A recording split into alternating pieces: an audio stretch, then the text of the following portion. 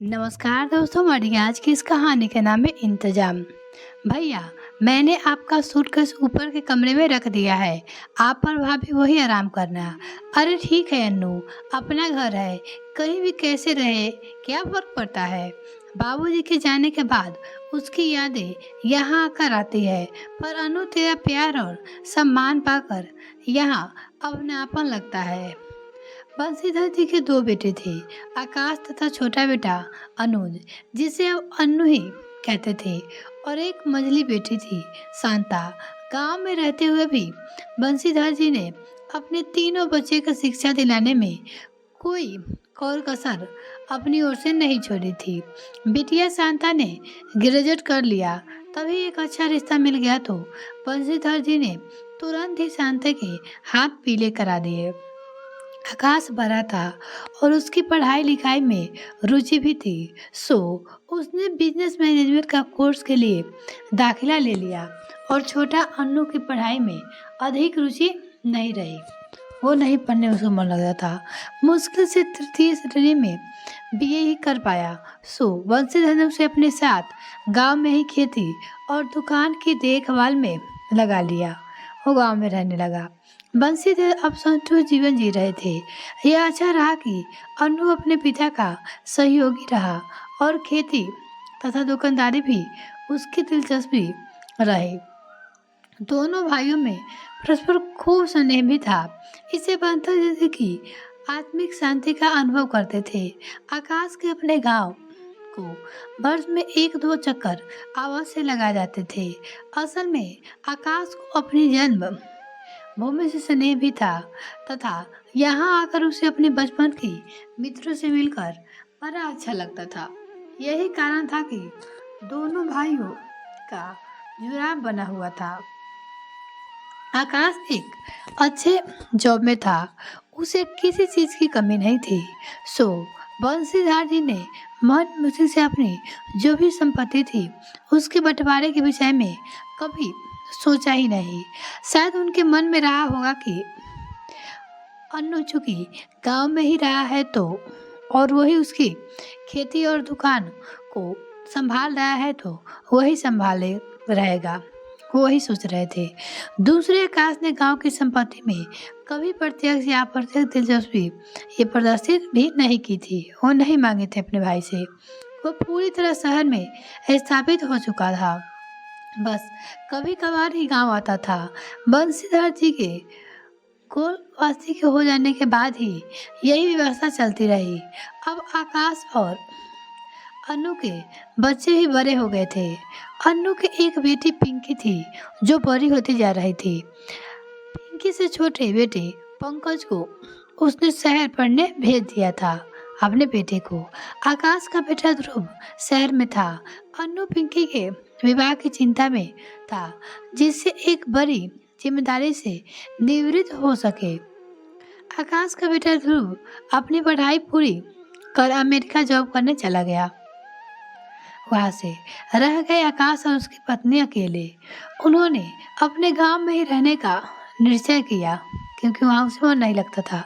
आकाश का मन वहां लगता भी था। अब की बार आकाश जब गांव आया तो उसने अपनी इच्छा अन्नू के सामने प्रकट कर दी, साथ ही बता दिया कि वह घर के ऊपरी हिस्से में रह लेगा। अन्नू ने शहर से कहा, भैया आपका घर है, जहाँ चाहे वहाँ रहे, आपके यहाँ आने से तो घर में रौनक आएगी। वो अपने भैया से बोलते हैं। शाम के समय आकाश गांव के अपने साथियों से गपशप करके वापस घर आया तो उसे अन्नू और उसकी पत्नी का वार्तालाप सुनाई पड़ा। अन्नू की पत्नी कह रही थी, बड़े भाई साहब जब अब गांव में रहने आ गए हैं तो जब जमीन और दुकान में से उनका हिस्सा भी तो देना पड़ेगा, तो उनका हक भी तो है, पर अब आगे कैसे होगा। पंकज की पढ़ाई का खर्चा और पिंकी का ब्याह कैसे होगा जी, उसकी पत्नी बोली। गांव में इतनी आमदनी थोड़ी है। अन्नू उत्तर देता था, भगवान सब इस पर ठीक करेगा, जो भी होगा भैया का हिस्सा तो देना ही होगा। अन्नू बोले अपनी पत्नी से। सब सुन और समझकर आकाश जैसे ही आसमान से जमीन पे गिरा। उनसे तो हिस्से के बारे में सोचा तक न था। अन्नू सोच रहा था आगे चलकर यही सोच रिश्ते का टूटना के कारण बनेंगे। और आज सोच नकारात्मक रूप में है तो पर अन्नू के लिए कष्टकारी है। जब उसके भैया भाभी आए, भविष्य में यही तनाव का कारण होगा। अगले दिन उसकी बातचीत में अनु को जता भी दिया कि भाई उसके बस की ये खेती बेटी नहीं करती, तुझे ही संभालना है। पर अनु के चेहरे के भाव से उसे खुशी नजर नहीं आई। आकाश ने चूंकि जमीन दुकान में कोई रुचि दिखाई ही नहीं, तो ऐसे ही चलता रहा। उसे बंटवारा करने के बारे में कुछ नहीं सोचा। एक दिन आकाश ने अनु को आवाज देकर अपने पास बुलाया और पिंकी के लिए उसके द्वारा लड़के देखने की बात बताई।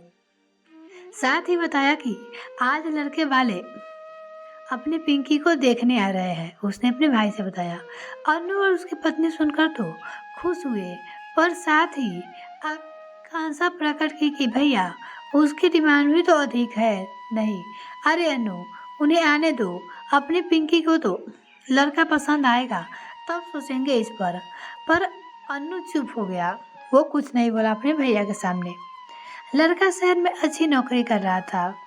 शहर में रहकर सबसे अच्छी बात यह थी कि शहर में ही उनका अपना फ्लैट था। पिंकी खुश थी। अब अनु संतुष्ट तो था पर असंगि था। पिंकी उन्हें भी पसंद आ गई। आकाश ने गांव के पंडित जी को बुलाकर शादी की तारीख भी निकलवा दिया पर निश्चित कर दी। 2 माह बाद पिंकी की शादी करनी है। अनु भैया बोला, इतनी जल्दी कैसे व्यवस्था होगी? देख अनु, पिंकी मेरी ही बेटी है और तू कान खोलकर सुन लो, पिंकी की शादी मैं करूँगा। वो बोले, सब इंतजाम हो जाएगा। फिर हंसकर आकाश बोला, अनु तू बस अपने और अपनी पत्नी की एक अच्छी सी ड्रेस सिलवा ले, बाकी। अवाक से अनु अपने बड़े भाई यानी आकाश को देखता हुआ उसके पैरों में झुकने लगा, तो आकाश उसे अपने गले से अपने भाई को लगा लिया। अनु मैं तेरा भाई हूँ रे, अपने से अलग कभी मत समझना। अनु की आंखों से आंसू झर रहे थे। अंदर से झांक थी। उसकी पत्नी भी अपने पल्लू से आंखें पोंछ रही थी और आकाश सोच रहा था कि उसने टूटते रिश्ते को बचा लिया है।